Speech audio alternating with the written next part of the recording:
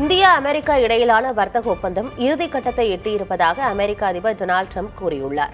பிரான்சின் எவியன் நகரத்தில் நடைபெற்ற G7 மாநாட்டுக்கு இடையே பிரதமர் நரேந்திர மோடி அமெரிக்க அதிபர் டொனால்டு டிரம்ப் ஆலோசனை மேற்கொண்டனர். அப்போது $19 டிரில்லியன் மதிப்பிலான முதலீடுகள் அமெரிக்காவை நோக்கி வந்து கொண்டிருப்பதாக குறிப்பிட்டார். அமெரிக்காவில் அதிக முதலீடுகளை மேற்கொள்ள பிரதமர் மோடி முனைப்பு காட்டுவதாகவும் அவர் தமக்கு நெடுங்கால நண்பர் எனவும் அதிபர் டிரம்ப் குறிப்பிட்டார்.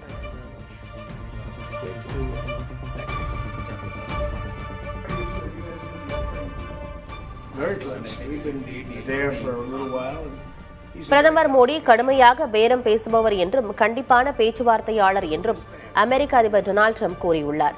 பிரதமர் மோடியுடனான ஆலோசனையின் போது பேசிய அவர், பிரதமர் மோடி பார்ப்பதற்கு மென்மையானவர் போல தெரிந்தாலும் உண்மையில் அவர் கடுமையானவர் என்று குறிப்பிட்டார்.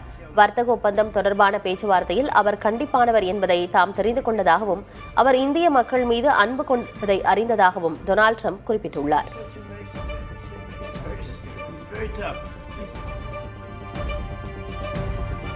மோடி இந்தியாவின் தலைவராக இருக்கும் வரை இந்தியாவின் மீது யாரேனும் தாக்குதல் நடத்தினால் அமெரிக்கா இந்தியாவுக்கு உதவி புரியும் என்று டொனால்டு டிரம்ப் அறிவித்திருக்கிறார். இந்தியாவுடனான பாதுகாப்பு உறவு குறித்து பேசிய அமெரிக்க அதிபர் டிரம்ப், மோடிக்காக அமெரிக்கா துணை நிற்கும் என்று உறுதியளித்தார்.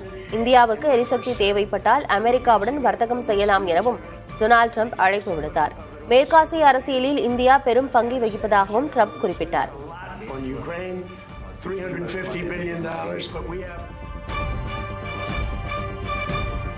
பிரான்சில் G7 மாநாட்டில் இந்திய மாலுமிகளின் பாதுகாப்புக்கு முக்கியத்துவம் தரப்பட வேண்டும் என்று அமெரிக்க அதிபர் டொனால்டு டிரம்பிடம் பிரதமர் மோடி வலியுறுத்தினார். ஹோர்முஸ் நீரிணையில் அண்மையில் நடைபெற்ற தாக்குதலில் இந்திய மாலுமிகள் 3 பேர் உயிரிழந்தனர். இந்நிலையில் அதிபர் டிரம்புடனான ஆலோசனையில் பேசிய பிரதமர் மோடி, உலக வர்த்தகத்தில் முக்கிய பங்காற்றும் கடல்சார் ஊழியர்களின் பாதுகாப்பு என்பது கூட்டு பொறுப்பு என்று குறிப்பிட்டார். கடல்சார் பணியின் அபாயங்களை ஏற்றுக்கொண்ட அதிபர் டிரம்ப் இந்த விவகாரத்தில் இணைந்து செயல்படுவதாக உறுதியளித்தார். They're not liking each other too much.